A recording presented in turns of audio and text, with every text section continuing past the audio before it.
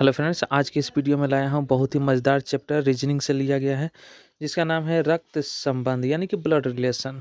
बहुत ही मज़ेदार, बहुत ही रुचिकर ये सब्जेक्ट है।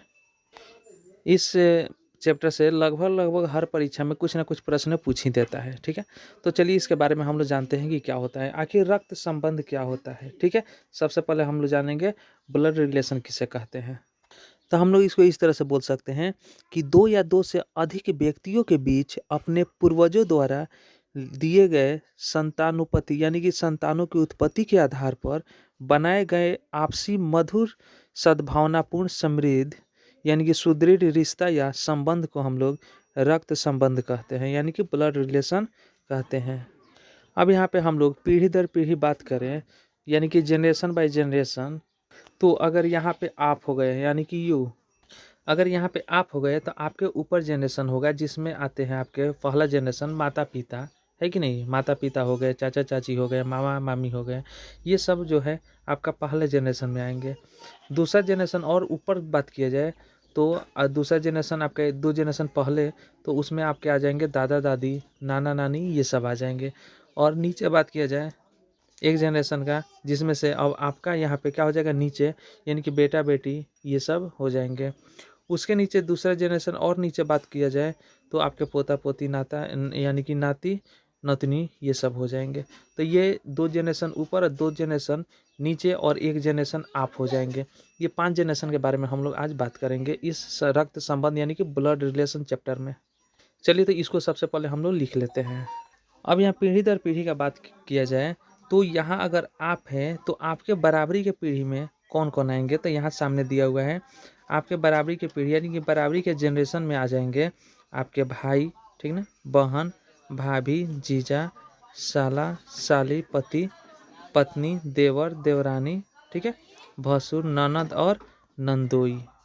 ये सब रिलेशन में आपके बराबर में आ जाएंगे यानी कि बराबरी में हो जाएंगे। ठीक है, और इसी को बराबरी के जनरेशन भी कहा गया है। ठीक है, अब चलिए आपके एक जनरेशन ऊपर का बात किया जाए, ठीक है, जिसमें आपके माता हो गए, पिता हो गए, चाचा चाची, मामा मामी, फूआ फूफा, सास और ससुर हो गए। ठीक है, ये सब आपके एक जनरेशन ऊपर के हो गए यानी एक पीढ़ी ऊपर। उनके पीढ़ी के ऊपर बात किया जाए तो अब आपके यहाँ से देखा जाए तो दूसरा पीढ़ी, एक पीढ़ी पहला पीढ़ी ये और दूसरा पीढ़ी ये, जिसमें आपके आ जाएंगे नानी, नाना, दादी और दादा। इस प्रकार से आपसे दो पीढ़ी ऊपर तक ले हम लोग पहुँचे, तो इसको ऊपर की तरफ यानी कि ऊपर का तीर का निशान लगा देंगे। अब दो पीढ़ी नीचे का बात करेंगे। अब यहाँ पे बात करते हैं आपका ये आपके नीचे ये पहला जनरेशन हो जाएगा, ठीक है, और ये दूसरा जनरेशन, ये आपके दो जनरेशन जिसको हम लोग नीचे की ओर बोल सकते हैं। ठीक है, आपसे नीचे की ओर, नीचे नीचे की ओर हो जाएगा। ठीक है, अब चलिए यहाँ पे अगर आप हैं तो आपके नीचे पहला जनरेशन आ जाएगा, आपके बेटा उसमें होगा। ठीक है, यानी कि आपके बेटा बेटी भतीजा भतीजी भांजा और भांजी, ये आपसे नीचे के जनरेशन है। एक जनरेशन बाद दूसरे जनरेशन में आ जाएगा, अब इन लोग का बेटा बेटी होगा तो नाती नतनी पोता पोती ये हो जाएंगे। तो जो दो जनरेशन आपसे ऊपर ये हो गया, दो जनरेशन ऊपर और दो जनरेशन आपसे नीचे और एक आप हैं बीच में। ठीक है, तो ये 5 जनरेशन के बारे में हम लोग जानकारी लिए, जो आपको पहले से ही पता है, इसको याद करने की कोई ज़रूरत नहीं है, आपको ये रिलेशन के बारे में पहले से ही पता है। तो चलिए अब हम लोग शुरू करते हैं रीजनिंग, इससे किस तरह से सवाल पूछे जा सकते हैं उसको जानने से पहले हम लोग यहाँ पे एक और थोड़ा सा देखेंगे, जानकारी लेंगे हम लोग कैसे रक्त संबंधी प्रश्न को हल करने के लिए डायग्राम कैसे बनाएंगे। जैसे कि यहाँ पे आप हो गए, ठीक है, यहाँ पे आप हो गए। अगर बोला जाए आपके पिता, तो पिता कहाँ जनरेशन में कहाँ आएंगे पहले बताइए। तो जनरेशन में आपके पिताजी आपके ऊपर आएंगे। ठीक है, एक जनरेशन आगे है इसलिए ये पिताजी कहाँ चल जाएंगे, आपके ऊपर।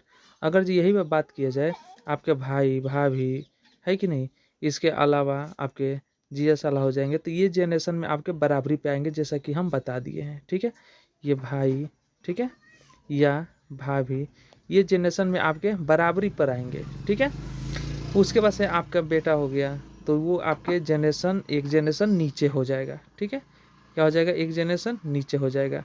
तो ये बताने का मतलब ये है कि हम लोग इसको यानी कि डायग्राम जब बनाएंगे तो कैसे इसको हल करेंगे, इसलिए बताया जा रहा है। आप यहाँ पे हैं, आपके एक जनरेशन ऊपर आएगा तो तीर का निशान ऊपर की तरफ बनाएंगे। आपके अगर जब कोई बराबरी में आ गया, जैसे कि यहाँ पे बताया गया है, आपके बराबरी में ये सब लोग आएंगे। ठीक है, अगर ये सब लोग आपके बराबरी में आ जाते हैं तो तीर किस तरह बनेगा, बराबर का तीर बनेगा। ठीक है, जो यहाँ पे बनाया गया है। ठीक है, और एक जनरेशन आपके नीचे आते हैं तो तीर जो हो जाएगा वो नीचे के साइड में बनेगा। चलिए इतना समझ में आ गया तो बहुत ही आसानी से हम लोग सभी प्रश्न को भी हल कर लेंगे। चलिए ये आपके सामने एक क्वेश्चन हो गया। ठीक है, इसको हल किया जाए। यहाँ पे दे रहा है कि ए जो है वो बी की माँ है। ठीक है, ए बी की माँ है, लेकिन ए जो है वो बी का पुत्र नहीं है। ठीक है, तो बताइए कि बी ए का कौन है, यानी कि बी ए का कौन है। तो सबसे पहले यहाँ पे देखेंगे कि कौन जनरेशन यहाँ ऊपर हो रहा है। तो ए जो है वो बी की माँ है, यानी कि बी की माँ है, तो ये हो गया आपका बी। ठीक है, और बी की माँ कौन है, ए। तो तीर का निशान किधर बनेगा, तो तीर का निशान ऊपर की तरफ बनेगा, क्योंकि एक जनरेशन ऊपर हो रहा है। ये इसकी माँ है, कौन, तो बी है। तो यहाँ पे हम लोग माँ के जगह पे क्या लिख देते हैं, ए लिख देते हैं, क्योंकि ए जो है वो माँ है। यहाँ पे ए कर देते हैं, ए कौन है, माँ है। तो यहाँ पे संबंध लिख देते हैं, माँ है। ठीक है, ये हो गया ए माँ है। ठीक है, लेकिन ए का ये पुत्र नहीं है, पुत्र नहीं है। ठीक है, यहाँ पे लिख देते हैं नहीं है, नहीं है। तो यहाँ पे हम लोग बात करते हैं कि बी की माँ ए है कि नहीं, बी की माँ ए है। इसका मतलब कि ए का ये औलाद है। ये तो फिक्स है कि ये माँ है कि नहीं। तो कोई भी औरत तभी माँ कहलाएगी जब उसे कोई पुत्र या पुत्री है। इसलिए ए का पुत्र बी नहीं है, तो उसमें ये हो सकता है कि जरूर वो पुत्री है। ठीक है, तो इसका संबंध क्या हो जाएगा, ए का पुत्र बी तो नहीं है, तो ये पुत्री हो सकती है, क्योंकि ये ए जो है वो तो माँ है, ये तो फिक्स है। तो ये पुत्र नहीं है, तो क्या है, इसका मतलब ये हुआ कि ये पुत्री है। तो संबंध क्या है, पुत्री का संबंध है। ठीक है, यही आपका आंसर हो जाएगा। चलिए तो क्वेश्चन ये आपके सामने यहाँ पे दिया हुआ है कि किसी औरत की तस्वीर की ओर इंगित करते हुए, मतलब इशारा करते हुए शुभम ने कहा कि वह मेरी माँ के पति की माँ की पुत्री है। ठीक है, माँ की पति की माँ की पुत्री है। बताइए कि वह औरत शुभम की कौन है। तो सबसे पहले यहाँ पे शुभम आ गया।